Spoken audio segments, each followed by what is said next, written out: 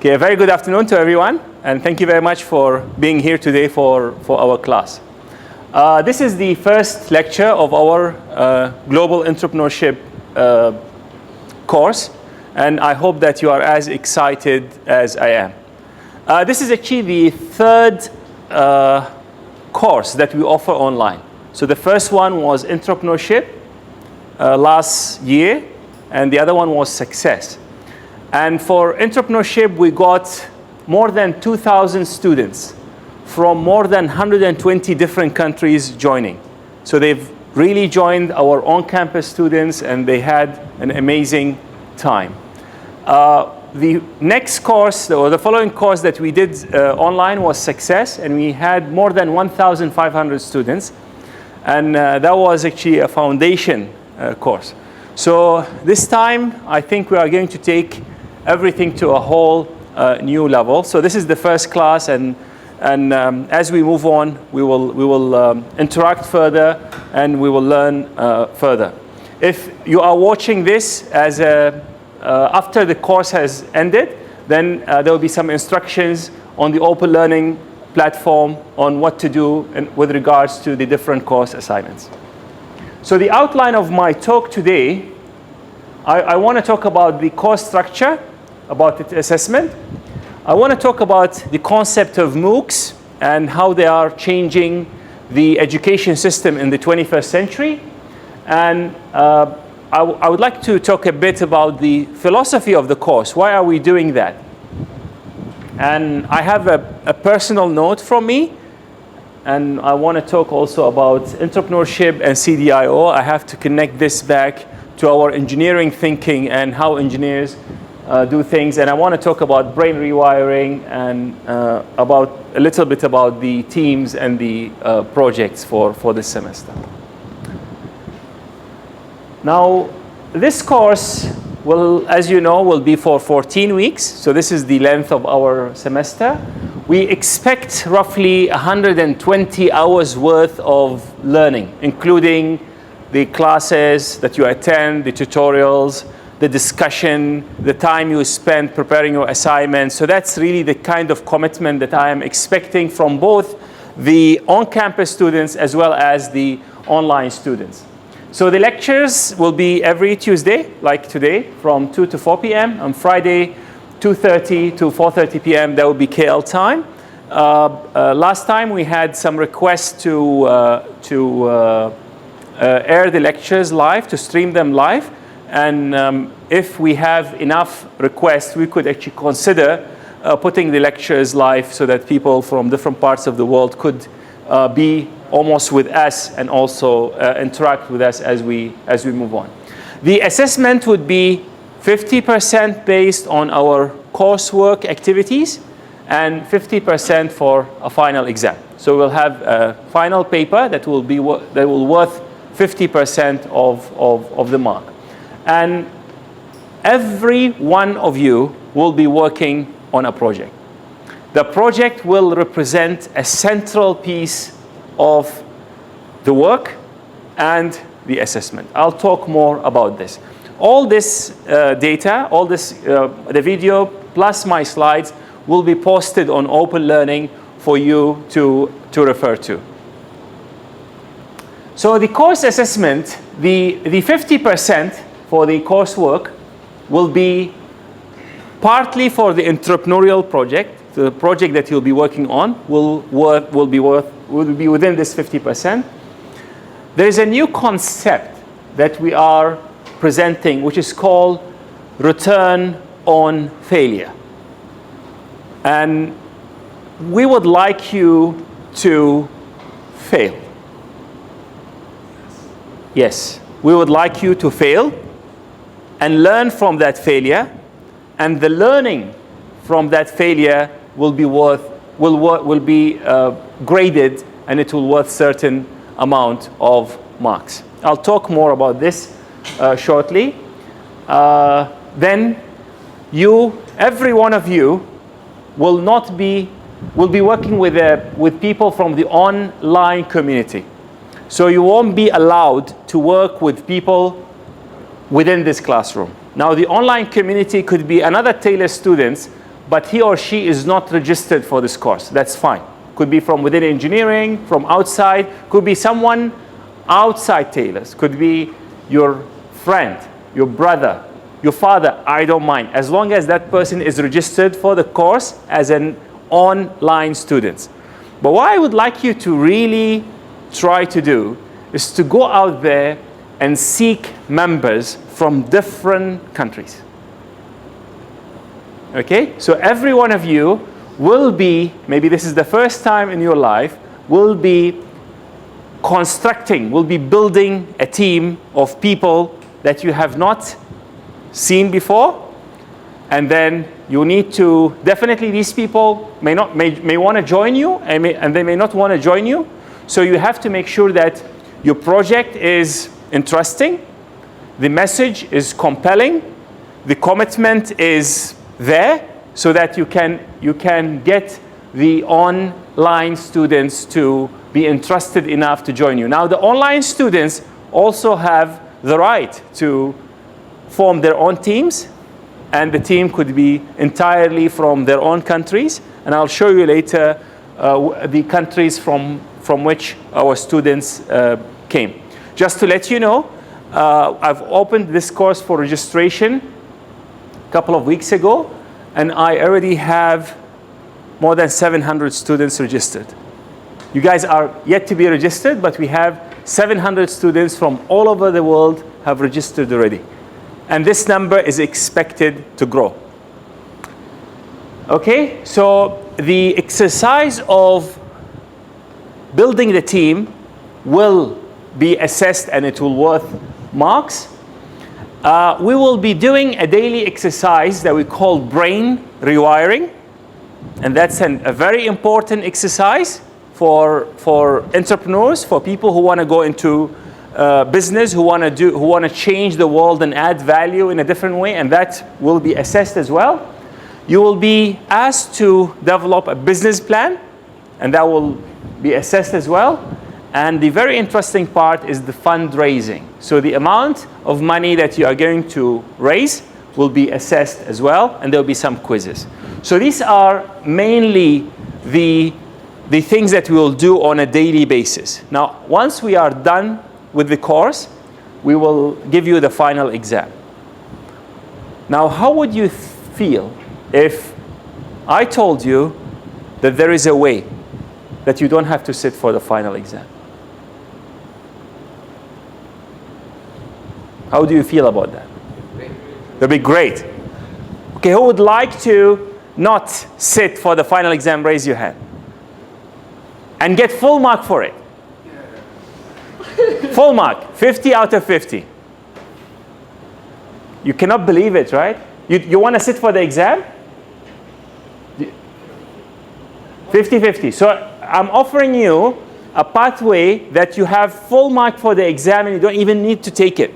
Do you want to take that? She doesn't trust me. Is it too good to be true? So yeah. So it's you tell me what went into your head. So I'm offering you that you'll get full mark and you don't even have to sit for the exam. So you don't trust me? Weighing the pros and cons. What are the cons? I'm still waiting to hear. You're waiting to hear what? For the full story before I decide. The full story. Very good. So she's very wise. Okay. If your project needs 10,000 ringgit, $1 is around 3 ringgit. So that's for the international students around 3,000 $. If your project needs 10,000 ringgit and you raise 10,000 ringgit, I'm going to give you full mark and you don't need to attend the final exam. How about that? So Jeff, she's very eager to Do we get to keep the money? No, that's a project, right? So you will need to deliver the project at the end of the day, isn't it? Yeah. So that's money you raise. Okay, I won't be making any money out of this. Yeah. How about that? Now, if you don't raise the money, then you just go for the exam. Now, the key thing is, for you to qualify for this, you need a major project that will require 10,000 ringgit. So if you choose to go for a project that costs only 100 ringgit, and you raise the 100 ringgit, then it's okay. You'll be marked accordingly for the fundraising, but clearly you won't be considered for the final exam offer. Is it clear? Now, when you are trying to raise a sizable amount of money, like 10,000 ringgit, this is not a small amount of money. If you are trying to do that, there is a possibility that you fail, right? And if you fail, then you will learn something from that. Then you will get return on your failure. And the return is learning and experience. The reason why I am, for the first time maybe in the history, you have a professor telling you, I want you to fail, is very simple. Because entrepreneurship, business, and innovation is always about taking risk. Now, risk means there is a possibility of failure. And that's the kind of failure that I'm talking about. When you push the limit, when you are trying to do something new and you fail, then you fail just like the way Edison failed 10,000 times before he gets it right and invented the light bulb. So this failure is not you go and throw yourself in the lake and die and you say, I have failed. This is not the failure that I'm looking for. It's not a failure that you fail to abide by the safety rules and injure yourself. This is not the failure that I'm talking about. It's about taking risk and trying to push the paradigm for yourself and maybe for all of us. Trying something that you never thought you'll be capable of. How many of you think you can raise 10,000 ringgit? Not from your family, but you go out there and convince people to give you 10,000 ringgit before the end of the semester. Raise your hand. No one. 8,000 ringgit.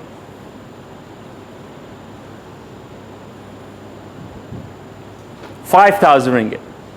Okay, so we have some hands. So we have one. 4,000 ringgit.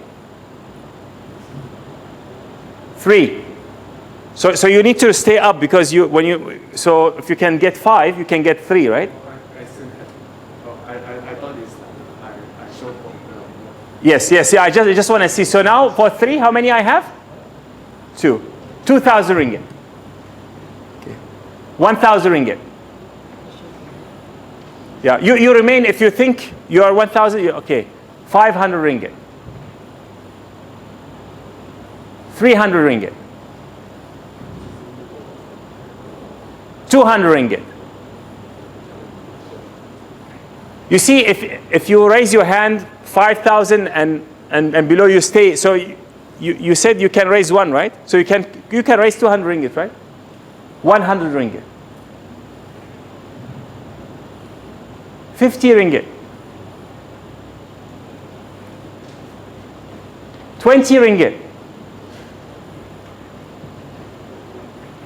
10 ringgit. Okay. So please so there are people who haven't raised their hand. Can you raise your hand if you say you won't be able to raise even 10 ringgit? So some of you did not raise your hand at all, which is indicating that you don't think you can raise 10 ringgit from someone else. That's not your family or your mom gives you money. No, you go out, someone you don't necessarily know, but you convince them to give you some money to support your project. So there are some people that did not raise their hand at all. Can you raise your hand now, if you haven't raised your hand throughout this exercise? Raise it higher, so Arthur. Okay. So I just want to, please keep your hands up if you don't mind. I just want to get this right. You actually think you are incapable of getting someone to give you 10 ringgit? No, I just don't know how much I can raise, so I didn't raise my hands. Right. So how much you think you can raise? Yeah, that's the thing. I don't know, so I'm incapable of answering you. I disagree with you. I don't think you are telling me the right answer. Yeah, let us, okay. Let's have a discussion. Okay. Speak to the mic, please. Okay. Do you think you can give me a range that you are confident you can raise?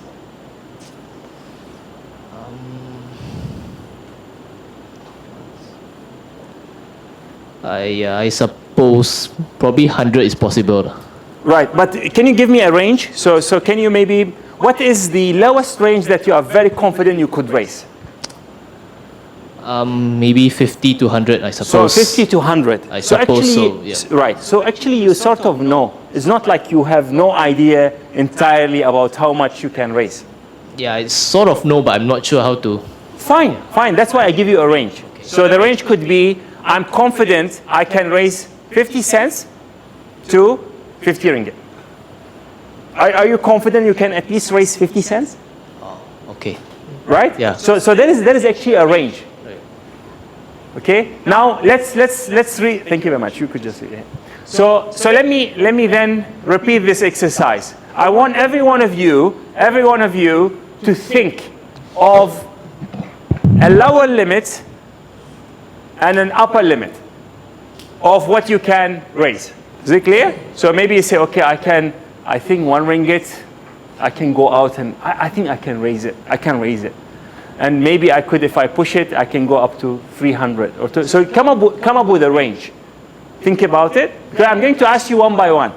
So everyone has to have an answer, please. If you don't understand me, raise your hand and I will repeat it for you. So is it clear? Yes. I was thinking, since you said raise, but wouldn't it be better if we understand the project first, as in? Okay, so what I'm saying is, if you had a project, and the project is anything that you want, because I'm not giving you the project, you will choose the project, and any project that you do will require some sort of funding. Well, you'll need either to buy some material, you need to travel, you need some fund for that. So in absolute terms, this is a very good question, by the way. In absolute terms, if you have a project that you want to use, so this is a project that's going to be, you're going to be assessed throughout the semester about. So I presume that this is something that you are passionate about, something that you are enjoying, something that you gave it a thought and then decided to do. So you have that project. Now, how much money you actually could raise for that project? That you think you could go out and convince someone to either donate the money or give you the money and then share the proceeds with you if this is a profit making. Because I know of people who actually they think they cannot, besides their parents, they cannot get money from anyone. And there are people who can go and convince other people to give them millions of ringgits. And by the way, I'm going to get speakers who have raised hundreds of millions of dollars to speak to you throughout this course. There'll be people here, just like you and me, started with a dream, and they ended up, achieving big deeds.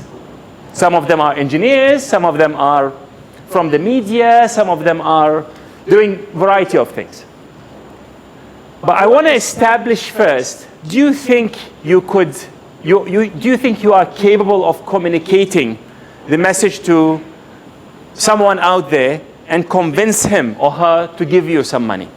That's really my point. Is it clear? But I really like this question. It's very good, because if you don't understand the context, it's very difficult for you to talk about it.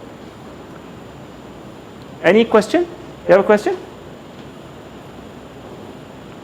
So can you come up with a range? Okay. Who has an upper range of 100 ringgit or below? The upper range, 100 ringgit or below? Okay. Okay, raise your hand. Okay. It's okay. It's okay. It's great. Okay. 200 ringgit or below. So you also stay there. 200 ringgit or below. Yeah. 300 ringgit and below. Okay. Good. How would you feel if by the end of this course, I prove that you are actually capable of raising at least 10 times this? Do you think that this course had served you well if I can show you that you could raise 10 times the amount that you have thought it's your upper limit? Arthur, what do you think? Well, then I suppose I at least would have learned something, gotten something out of this course on probably how to manage or how to put in more funds if I require it. Right. So if I prove this, will that make this course really a great course? Something that maybe will have an impact on your future life? I suppose somewhat yes. Okay, great. So I will do my level best so this thing happens. Now, how many of you would like to try something as big as a 10,000 ringgit project?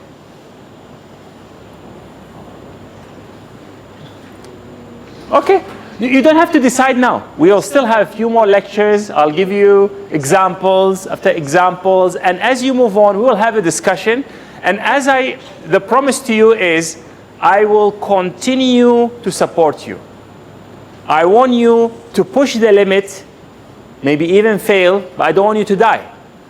Yes, yeah. So I will be always there to support you. So this is really the premise of the course. So this is going to be maybe very different from any course that you've taken thus far in your life.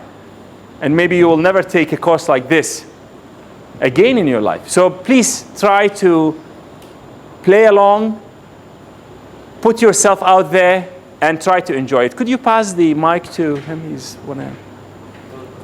I would like to ask, for this course, the main focus is actually we come up with some business plan to raise a fund, or actually we can use the fund and make at least half of the profit from the amount that we raise.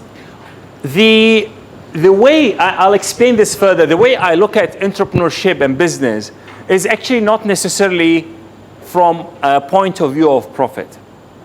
I'll give you an example. Your project could be to raise fund for charity, and I'm fine with that. So the whole idea is, while you go out there and no one sees this opportunity, but you are able to focus your mind on your objective and find that this is an opportunity and realize the value. And that value is maybe you want to serve lunch for the homeless for a week. Yeah. So does that make sense? Did I answer you? So in the process, what I really want to show you is that there is an entrepreneur inside each and every one of us. And entrepreneurship is not only about making profit, although you please go ahead and try to make profit. And I won't share the profit with you. That's all yours. Okay? But also, you may use that funds or money that you made or whatever to help someone else. So that's totally fine. The key thing is, even if you are doing charity, you will need money. Even if you are doing not for profit kind of business, you will need money. So that money has to come from somewhere. There should be some value delivered to someone. And that's really the main premise of this course. What is this value that someone will be willing to pay money for?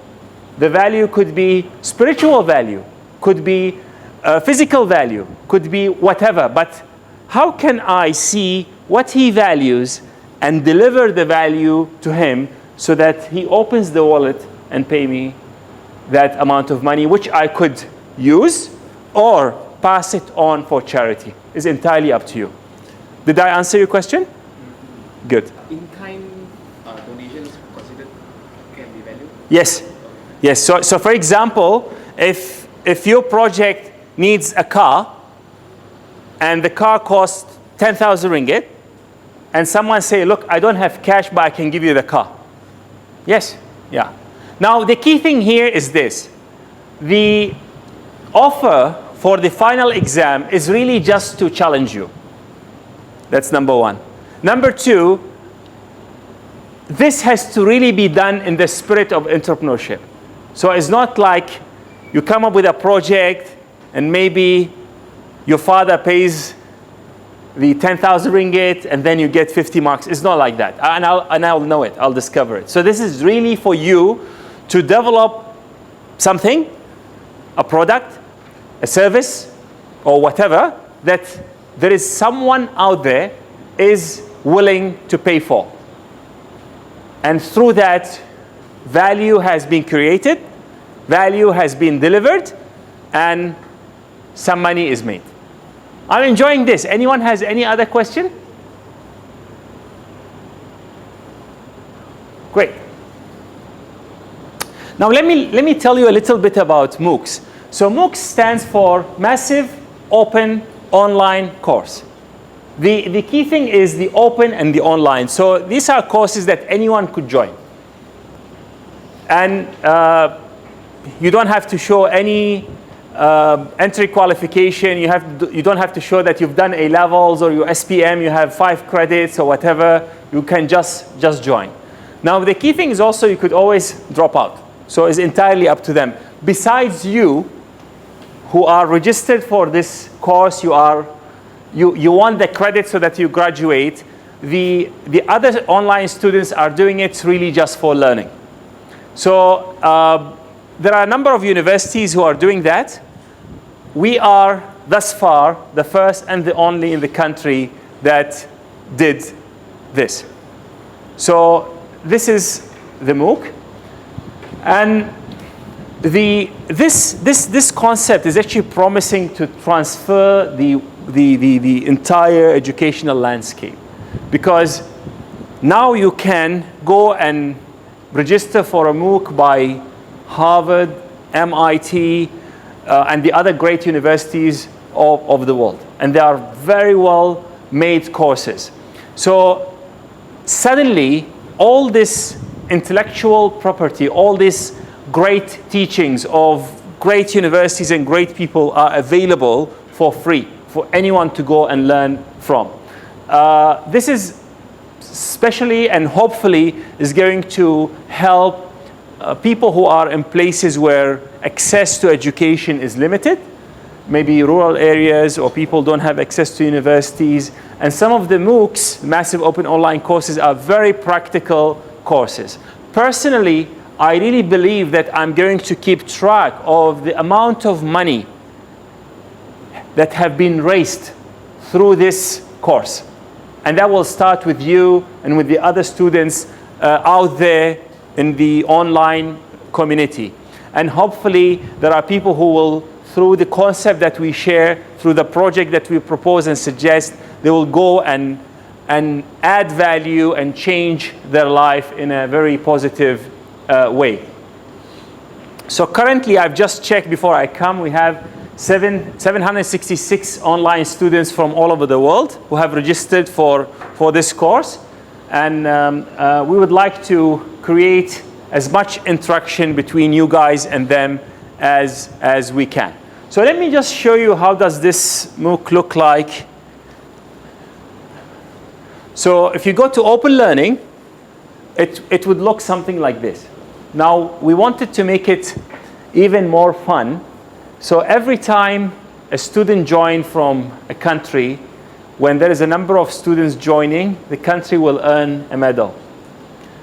The way we did it was fun. We thought there is 7.2 billion people on this planet.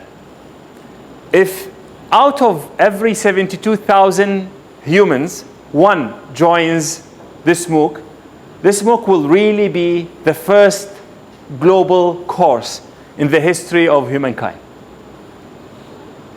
That's great, isn't it? And in the process, we said if from a country, out of every 72,000 people joins the course, that country will earn 5 gold medals. Now, the interesting thing is, I mean, I really would like to salute Qatar because this is a small country, and if we get 28 students, then there'll be 1 in every 72,000 people in that country has joined this MOOC. Before I come, we had 94 students. So that's actually a huge number for a relatively small country like Qatar. So this is the part that, now interestingly, I think Malaysia has only 60 or 61. So Qatar has more students on our MOOC than Qatar. So let's just check what's happening now.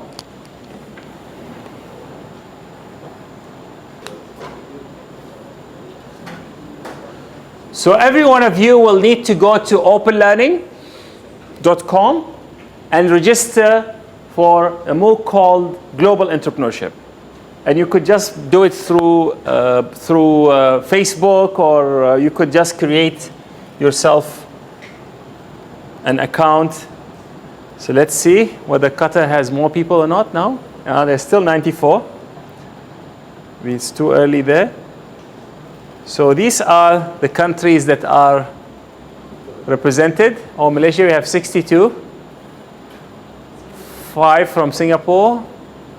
4 from Ireland, 2 from Oman, 2 from Mauritius, United Arab Emirates 8, Sudan 29, Egypt 44, Tunisia 5, Hong Kong 3, New Zealand 2, Uruguay 1, Armenia, Namibia, Latvia, Saudi Arabia 9, okay, United Kingdom 14,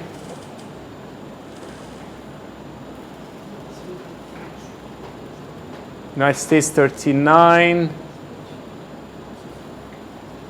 Yeah. So this is really a course that we are hoping that will be representing the entire world.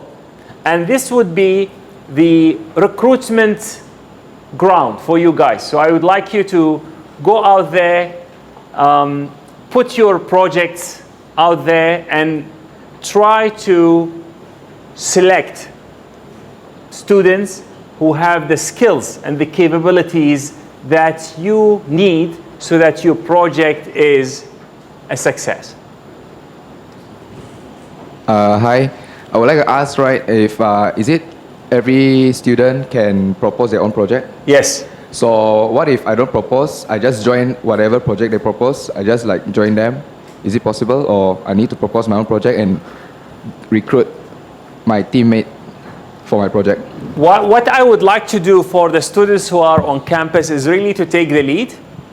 Yeah, so instead of you wait, because you see what at stakes is your mark. So I don't want you to just wait. So part of it is really that leadership. Yeah. Okay. So as I told you, there is an entire system that we are putting in place so that you are able to select the right project, and that includes a number of talks of successful entrepreneurs who will tell you what has worked, what hasn't worked, the failures that they have been through. And these are people, some of them are actually from overseas. I have speakers from Australia, from Singapore. They're coming all the way here to speak to you. And I have also some very successful entrepreneurs from Malaysia. And as I told you, some are engineers, some are not, just to, to get you into the habit of seeing the value and seeing an opportunity where everyone else sees a challenge, and try to deliver the value through that. But a very good question. Thank you very much. Any other question before I progress? So Yeah, is there any list of projects, or we propose our own one, or? I would like you to propose your a new own, one. because these are not even necessarily engineering projects. Yes. So as I told you, we are going to use a new concept that's called crowdfunding. I'm going to talk about that as well. So this course has many things that are maybe new to quite a number of us.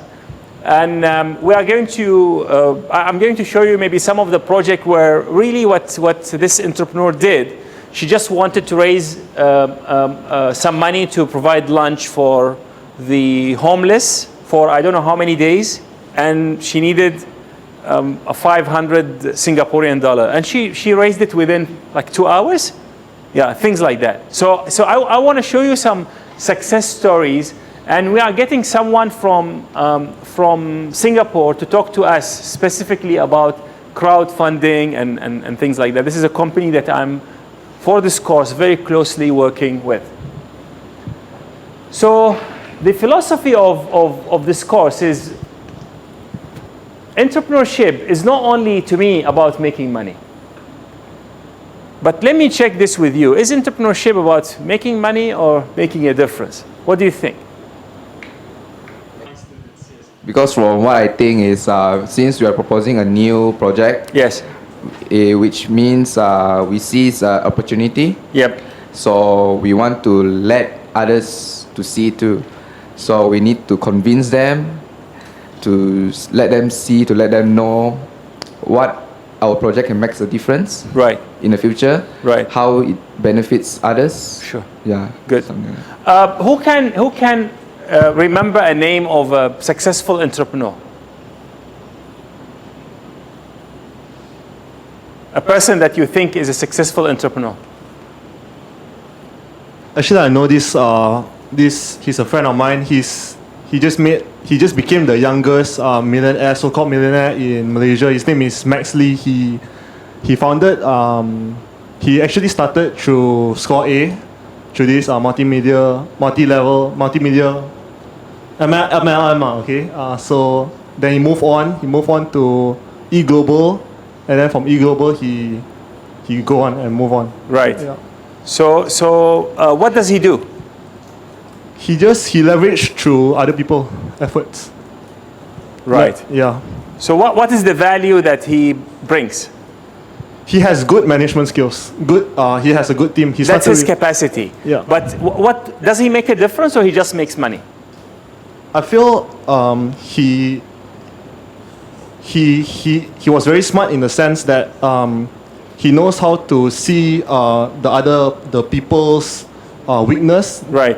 Their needs, Right. and then he takes advantage of that. In that sense. So he sees the other people needs, Yeah. and he helps them. Yeah, he helped them.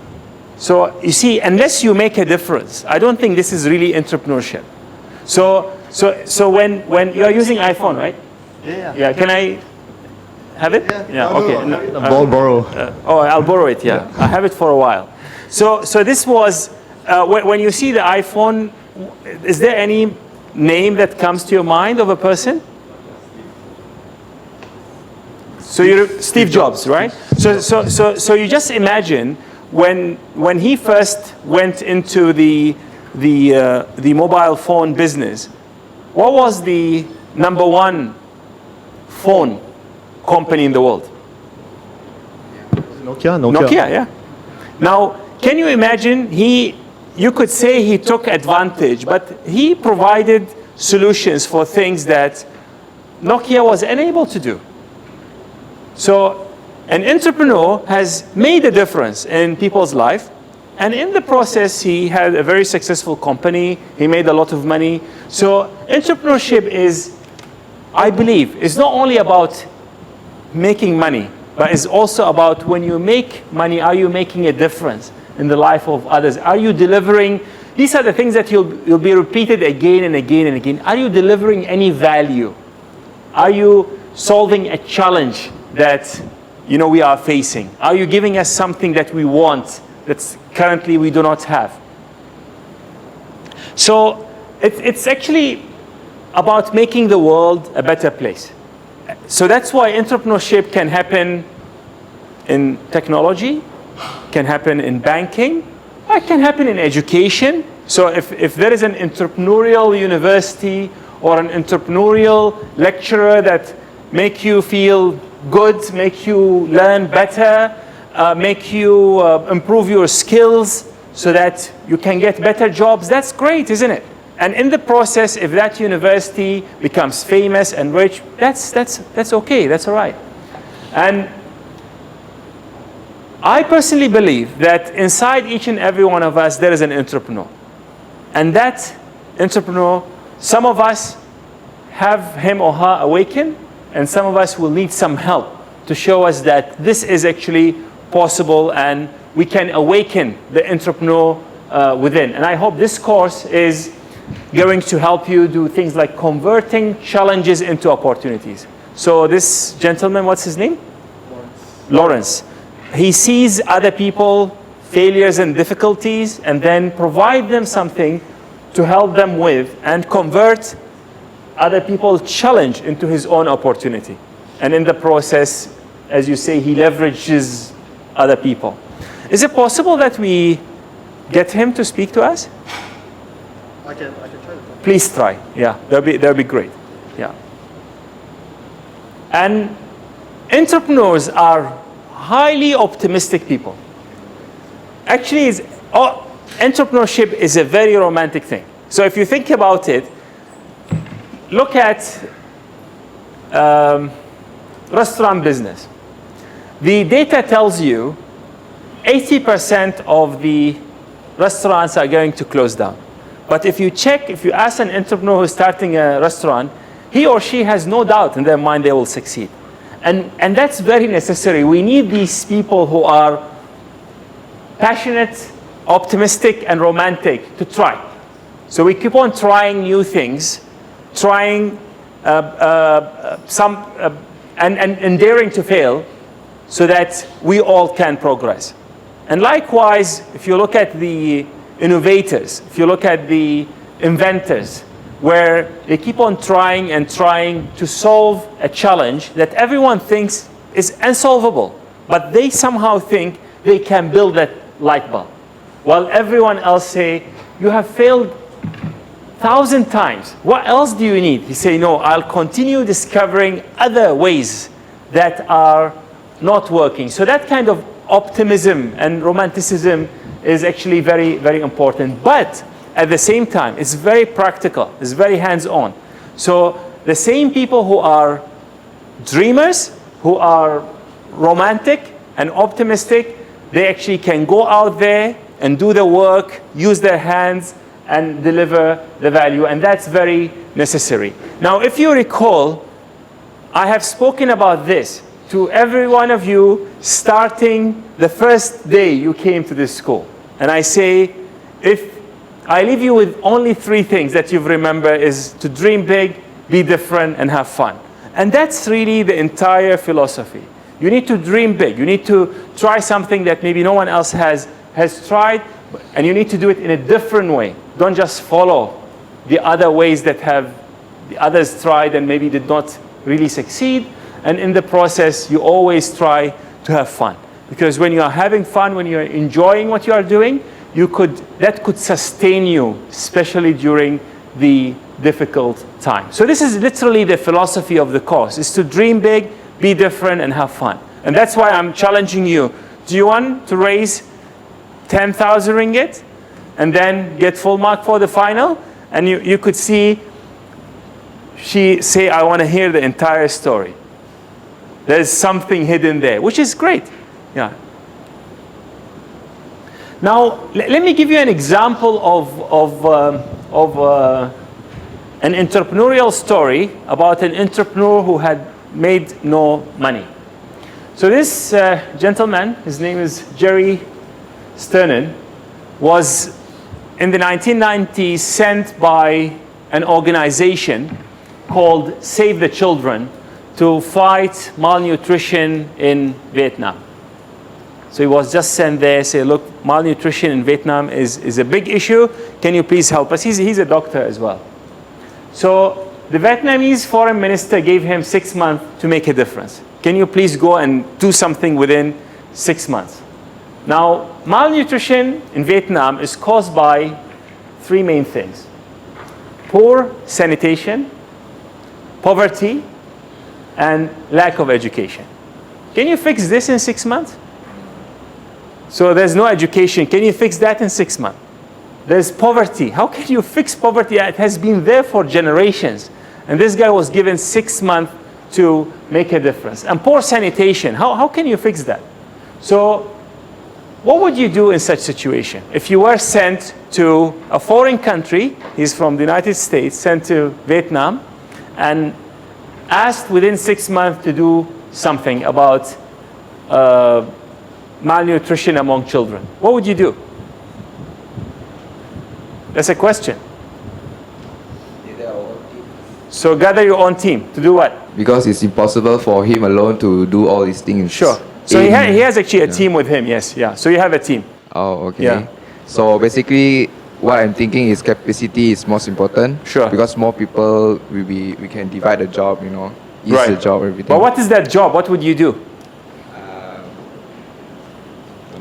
Do what they need to do. And what is that?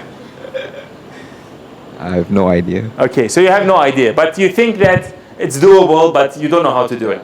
And you have 6 months. Maybe you spend the 6 months just trying to work out what will you do. Anyone else would like to try?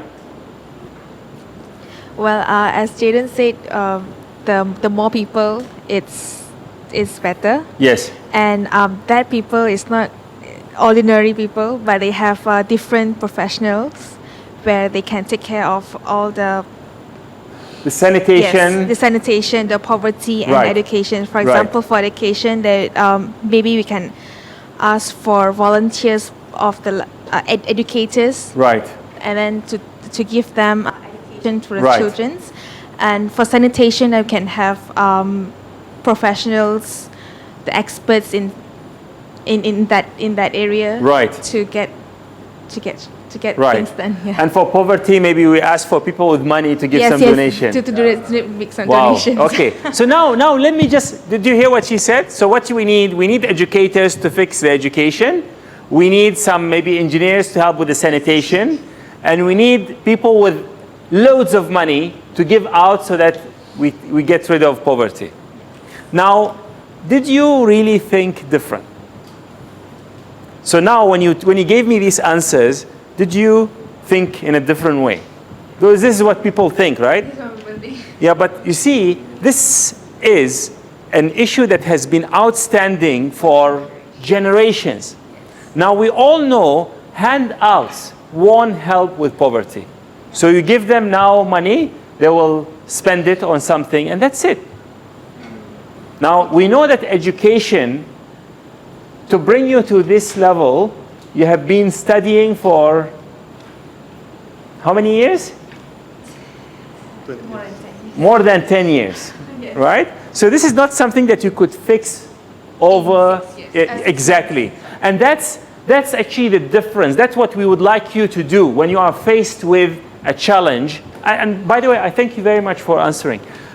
You need to be different. That's a key thing. So let's see, how did he do it? He asked a question, and the question is very simple. Are there any very poor families whose children are bigger and healthier than a typical child in the village in Vietnam? Very simple question. If you go out there, can you find a poor family that the child is healthier, the weight is heavier than the typical children? So that's what he sent his helpers to look at. And he straight away told them, maybe there are some families that have connection in the government, and the government is giving them some extra, food rations. Discard that. I want a typical family, very poor family that has, if I can do it with them, it means I can do it with anyone else. The answer was yes. They found these children. He said, okay, go and watch what do the mothers do. What are they doing that is different from the other mothers? And guess what? They find out that these mothers feed their children smaller portion of food more often during the day. Everyone else, they feed the children only 3 times. A bigger amount of food. These mothers, somehow, they feed their children smaller portion but more frequently. That's number one. Number two, these mothers all work in the field.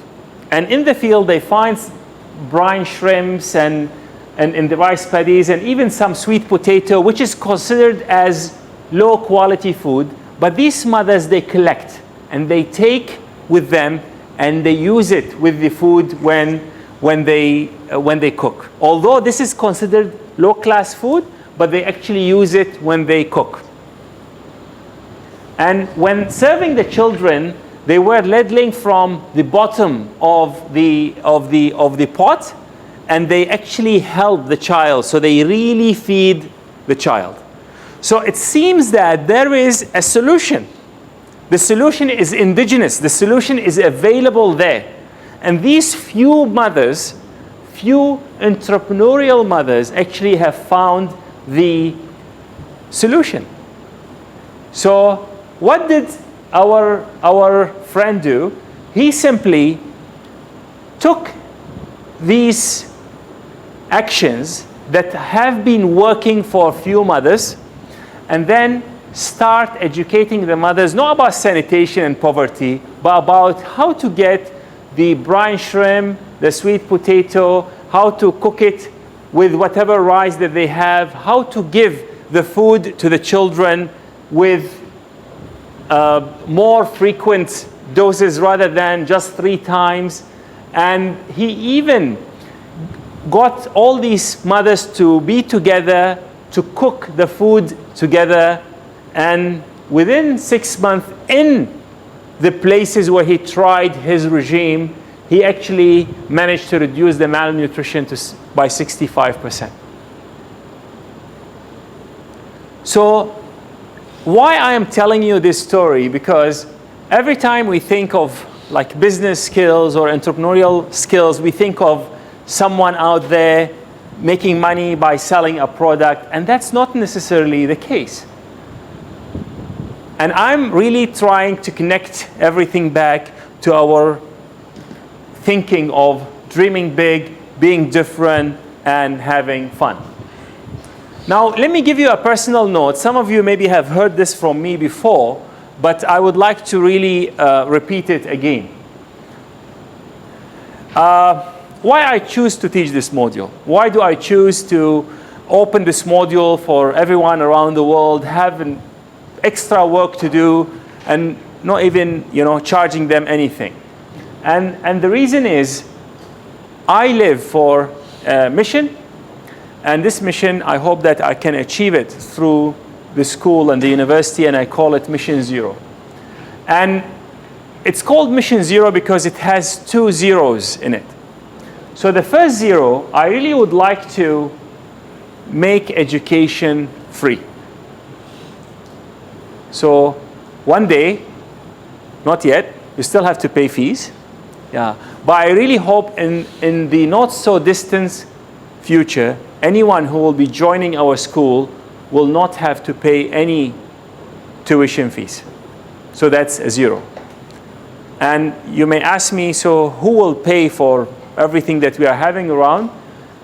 I really would like to have all the projects that you guys have been doing since semester 1 until you graduate to become entrepreneurial projects that someone out there will be willing to pay us to educate you while the project that you're working on will solve some challenge for them. So imagine, instead of you build X project or Y project, someone from the industry or someone out there will say, I need a chair or a table or a car or a dryer or a reactor. And I will employ sort of Vivian and few more students.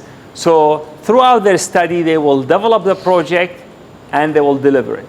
And I will utilize that money to pay for her education. So this is the first 0 of our Mission Zero.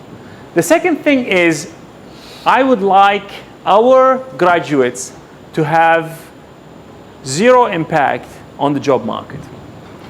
The way I see it is this. Imagine that I have 100 graduates graduating this year from my school. And imagine that 95 of them seek employment at other companies. Now, when 95 of my graduates have gotten an employment, what did they do to the job market? They took a job from the job market. Because any job that you take, you deprive someone else from that job. Let's face it. Now, what I would like to have is the remaining 5 to be entrepreneurial enough to have 5 companies, and for these companies over a couple of years to employ 95 people. So some of the graduates will take jobs, the other graduates will put jobs back into the market, so we have hopefully a neutral impact. Now, one of the key component of entrepreneurship is actually job creation.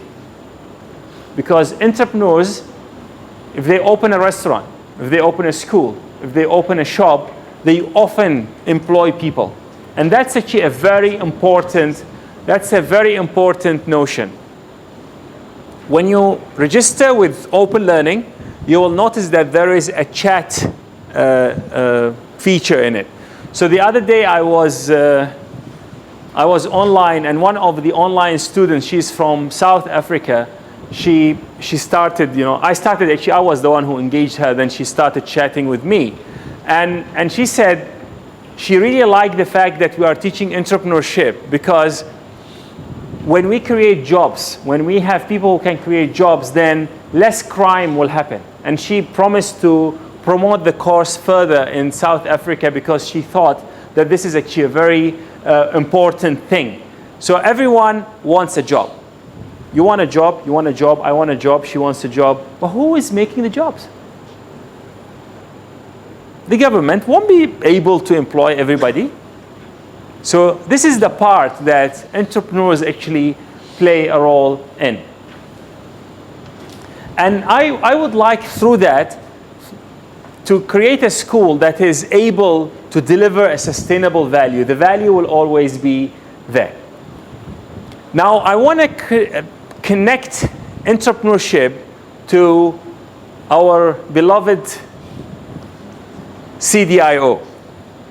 And this is a very interesting thing, because every time I speak to non-engineers, when I talk to them about CDIO, they find it amazing because it's so simple and explains everything. So as an entrepreneur, you need to conceive, and then you need to design the value. So you need to think that what Lawrence have thought of, he saw the need and conceived a service or a product or a system to, he thought of it. It has to start with the thinking, with the thought, with the idea. And after that you design it, then you implement it, and eventually you operate it or you deploy it into the market. So I really would like to continue spreading the message that entrepreneurship, just like engineering, is in actual fact conceiving, then designing, then implementing, and eventually operating the value that we are talking about. I'll talk a little bit about the different items that we spoke about in relation to the coursework assessment. So the project, I would like you to think of a project, entrepreneurial project, something that you would like to build. And I'd like you to attract between 2 to 5 online students to join you. Now, you need first to think of the project and then look at what kind of people you want. So for example, if your project is based on a website and you are not a programmer yourself, then what you need to think of is, can I get a programmer on board? Now, if your project requires some videography and you don't have these kind of skills, then you need to think, can I find someone out there who has this kind of skills who could actually help me with that? So here, what I'm trying to say is, imagine that you are starting your own company. Imagine you are an entrepreneur. What kind of people you'll be selecting to join you? And that's really a very important skill that not everyone is capable of. Not everyone has it. Even not everyone who claims that they are entrepreneurs or business people have that. And I would like to really build that skill into you. Now, maybe the skill that you want doesn't exist among the pool, and that's still fine. But the key thing is, how do you see the value that you want to deliver, and how you see who can help you deliver that value, and how you get them so that you work together to deliver that. The online students may join other online students, so that's entirely up to them. Ultimately, if someone from the online community have a very interesting project and you would like to join that, I'm okay with this. Now, I would like you to raise funds using crowdfunding. Now, by show of hands, who does not know what is crowdfunding? If you do not know what crowdfunding is, you raise your hand. Okay. Okay, so we have few people who know what crowdfunding is. Now, crowdfunding is a very interesting and relatively new way of raising funds for a project. Normally, if you have a project you want to, let's say I want to have a company that builds this computer, and I need huge amount of money to do that. Where would I go to seek funds?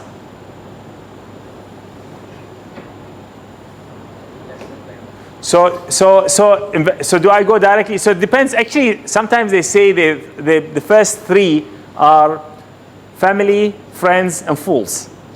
So these are the people who may give you money. But maybe if the money is a lot, you really need to go to a bank.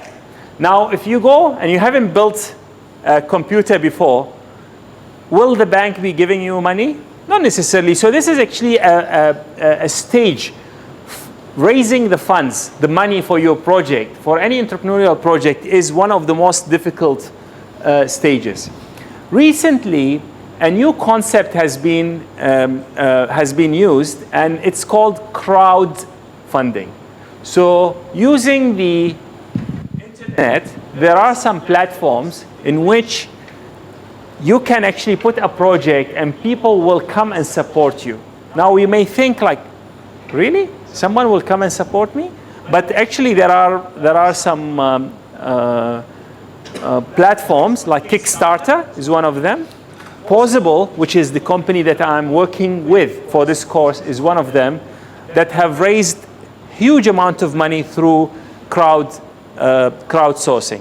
So the crowdsourcing concept is very simple. Let's say I want to make this.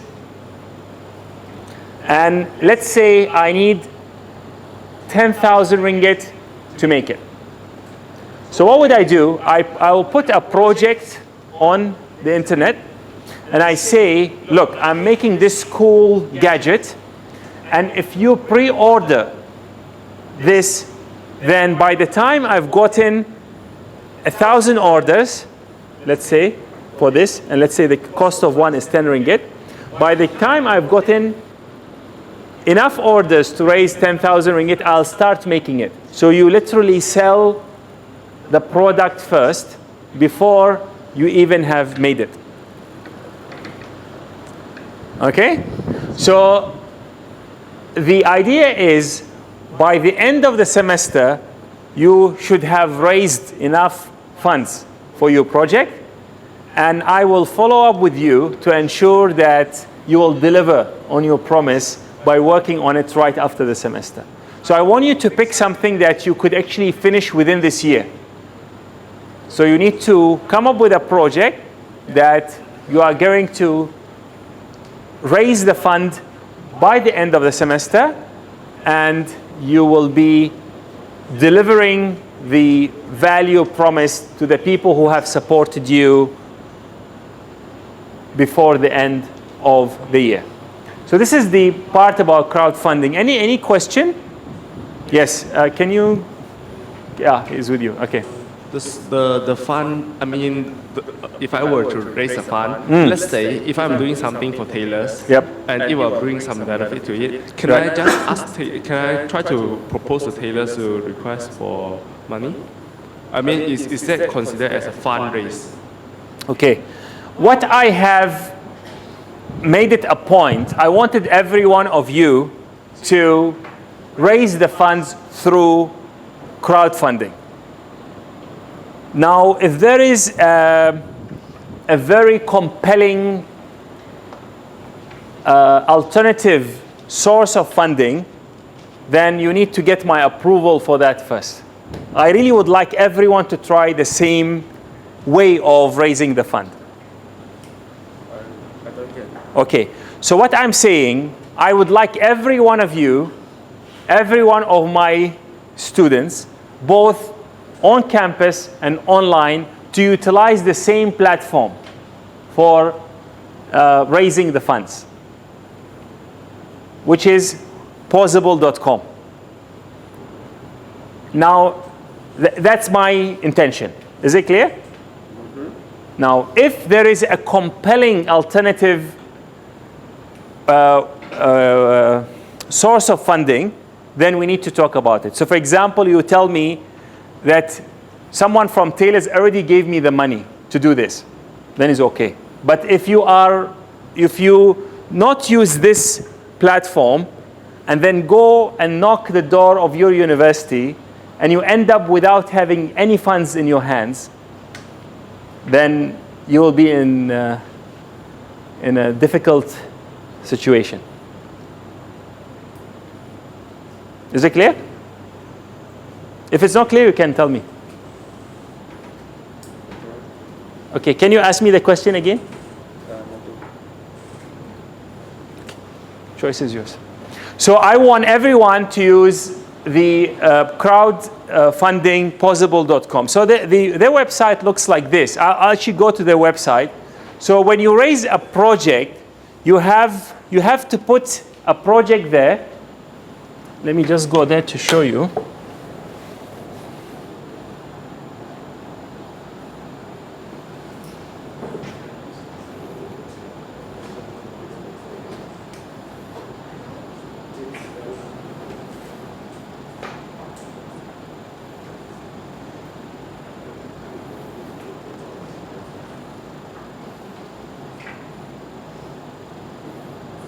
So for example, this person is selling bags and he needs that much of money. He has raised 55% of it and he still have 28 days for this campaign. So he will be eventually raising that money. Here, I don't know what they are doing, but so you could actually click on and see what's happening. So this guy needs 4,850, have raised 121%. So he actually exceeded the amount of money that is needed, and you still have 18 hours to go. This Bush Mechanics animated film, so he wants to make a movie. And to make it, he needs $8,885, and he has raised, or she has raised 88%, and they still have 14 days to go. So the campaign normally goes for around a month, and you will be working on developing your project, then creating a campaign to raise the money. Now, the interesting thing here is if you don't raise enough money, then Pozible, which is the company that runs this platform, will return the money that has been pledged back to the people who have pledged it. So it's very important that you raise the money. So it's not like you put 100,000, when you get 50,000, you just pocket the money and leave. It doesn't work like that. Because if you say, I need 10,000, and you don't raise 10,000, then guess what? The money will be returned. But there will be a huge learning experience, and there will be a beautiful return on failure form to be filled. So you will see that I have designed the course so that if you go in this direction and you play very safe, then it's maybe a bit difficult to score.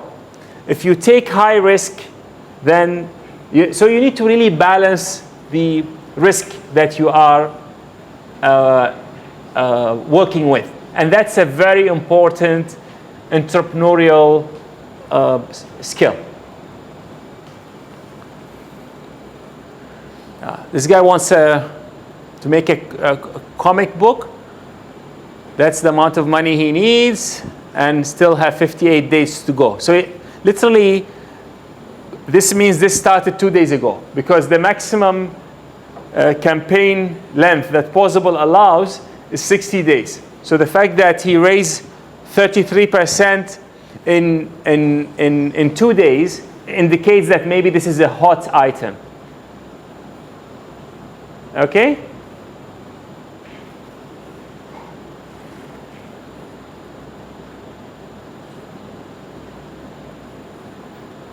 So these people have raised 8%. These guys, I think they want to make an album. And they have raised 91%, still 27 days to go. Yeah.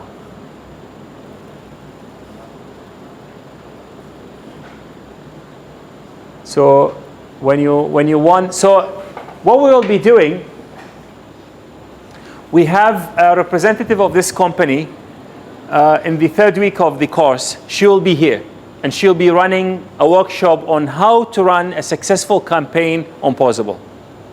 So she'll be working with us very closely to do that. And by that time, I hope that the teams have been sort of finalized, the projects have been also finalized, and in 2 weeks after that, she will come again and give us a hands-on a workshop and checks on us, how are we doing. So it's actually a very exciting way of raising funds. And again, it's really, crowdfunding itself is promising to change the way finance works. There are now websites that you could sponsor pregnant mothers in Africa or different parts of the world so that they can have, a healthy delivery. And it costs very little money. There are websites where you could pledge certain amount of money so that a child has surgery to their eyes or something like that. So we individually maybe can pledge only little, but don't forget there is 7.2 billion people on this planet. And if you could get 100,000 of them to believe in something, then the power is huge. Any question about this part of the course? Yes, please. That means that I have to put my project must be on this website, is it? Yes. What if in a halfway, let's say I were to raise 5,000 and Yes. I raise 1,000 on here, Yes. but I got a sponsor for another company which interested, Yes. which he directly passed me the money. Yes. Will you consider a bit if it's 5,000? Yes. So what you will need to do, you will need to come and see me and seek approval for that. What if you don't approve? What if I don't approve? Then it doesn't happen. So you as an entrepreneur, you need to convince me why should I allow you to do that. But I did raise the fund at the end. Sure. So now I have created the course because I wanted to expose you to crowdfunding. Now, if you don't want to be exposed to this, can you please come and see me and say, I'll commit myself to bring the fund in a different way. Then I will discuss. I'm actually a very reasonable person. Well, what if I did the crowdfunding, but I didn't reach the target, but Right. somehow in outsource Yes. or in other sources which Yeah. happens to I promote, Sure. you get the money? So we can talk. Yeah, what I'm telling you, entrepreneurship is about being dynamic, flexible, and I am very flexible. I'll be very honest with you. I don't want people to use personal contacts or their family money so that they say we've raised the amount of money. I'm not saying it's you. So let's say, for example, he is from a very rich family, for example. And he goes to his mom and say, Mom, you know, this crazy lecturer said, if you pay me 10,000 ringgit, then I can have 50 marks in my pocket. I don't need even to study and that will raise my mark. Example. And let's say she gave him the money. Do you think it's fair to you? You have to go and try to convince the others. So that's the simplest reason why I would like everyone to go through this platform. However, if there is an alternative source of fund and you can convince me that this is a genuine fund, I'll 100% consider it. Is this fair?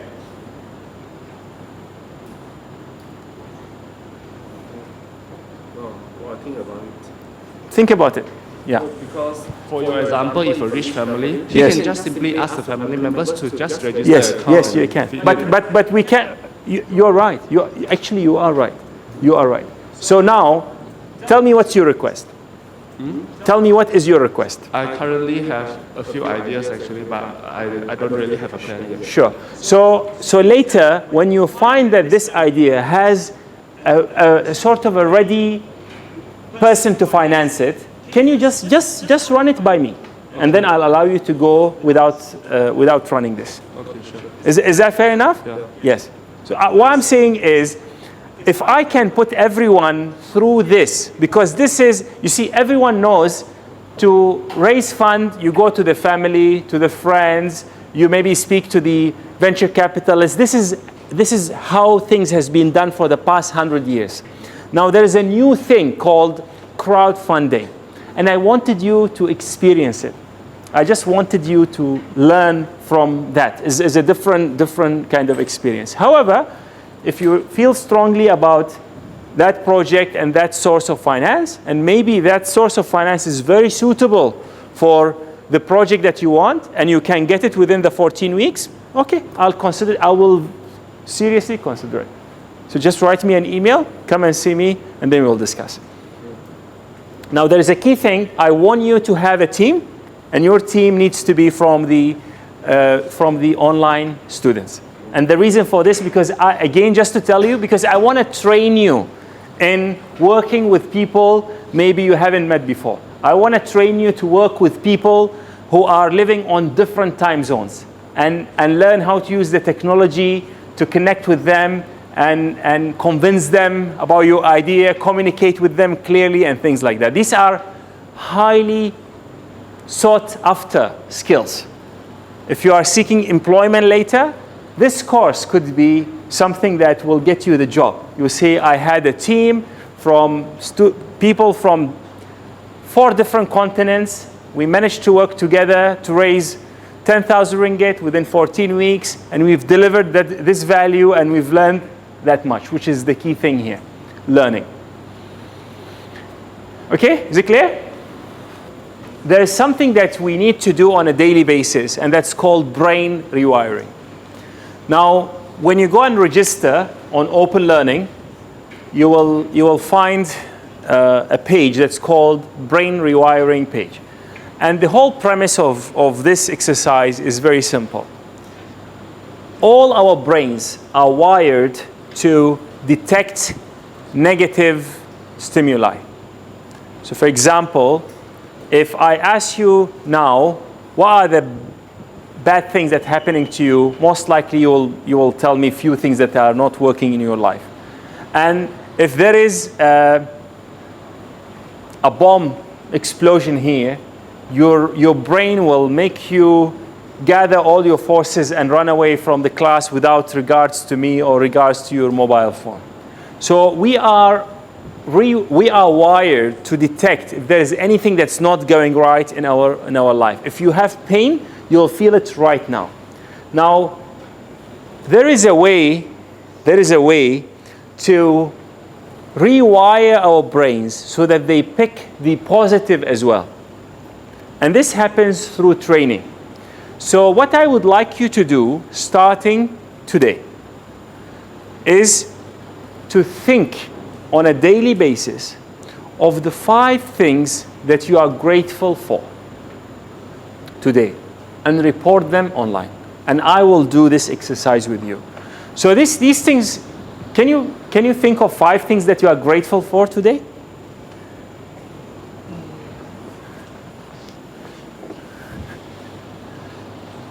Seriously? Seriously, yes, yeah.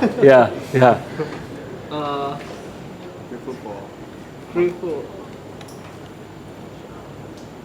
I'm grateful for being born in this world. Okay. So grateful for being born.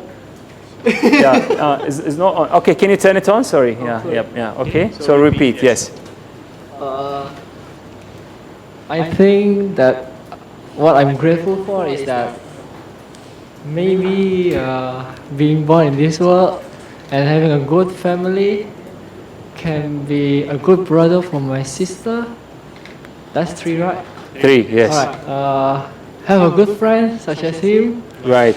And win one there. And have a good lecturer in Taylor's as well. Right. Have a good lecturer. Oh, okay. That's you should be grateful for. Now. Was it actually you really need to think, right?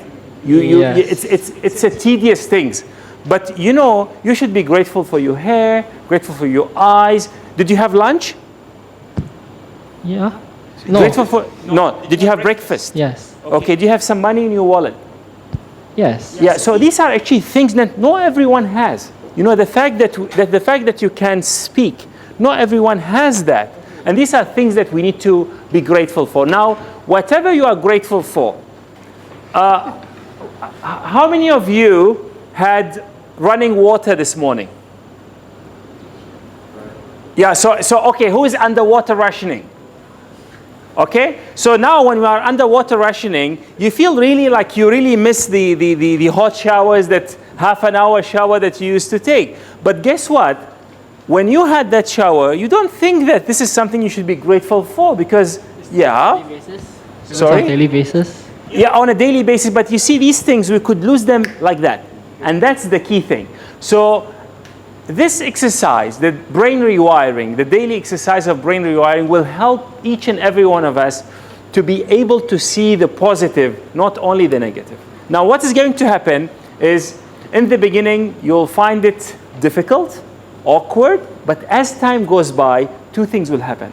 First, you will start to enjoy it, and secondly, it will become easier. I have one of my foundation and engineering students, because I do the brain rewiring exercise with them as well. He reports 50 things that he's grateful for on a daily basis. And if you think about it, I'm grateful for this finger and this finger and this finger and this finger, the fact that I can stand, the fact that I can speak to you, the fact that I'm healthy, I have a car, I had water, I have my computer, I have these people to help me. I mean, there are so many things. Now, if there is one thing that's not working for you, so let's say you have the nicest car, you have money, but when you came, you drove your car, you couldn't find a car park. You won't be grateful for your nice car. You'll be very angry because you couldn't find parking. And that's normal. We are all wired like that. But I hope that through this course, we will generate an alternative wiring. We call it rewiring. So we will rewire our brain so that by the end of the 14 weeks, we will think differently. We'll be able to detect the positive, not only the negative. Okay? So what I would like you to do today, and please, if you don't, if you are not clear, you have to let me know. I want each and every one of you to go to openlearning.com, openlearning, one word, .com. You will have many courses down there. You just, and then there is a course called Global Entrepreneurship. you will see Taylor's, the word Taylor's, near the roundabout. We have a picture of that. Click on this and get registered. So that straight away will earn Taylor's some medals, and hopefully we'll have more students than Qatar. Yeah, yes. And then in few days you will have the video of this lecture online as well. And please perform your daily brain rewiring, and I shall see you on Friday. Do you have any questions? So if you have no questions, I would like to thank you very much for coming, and I wish you a very happy semester. Thanks all. Thank you.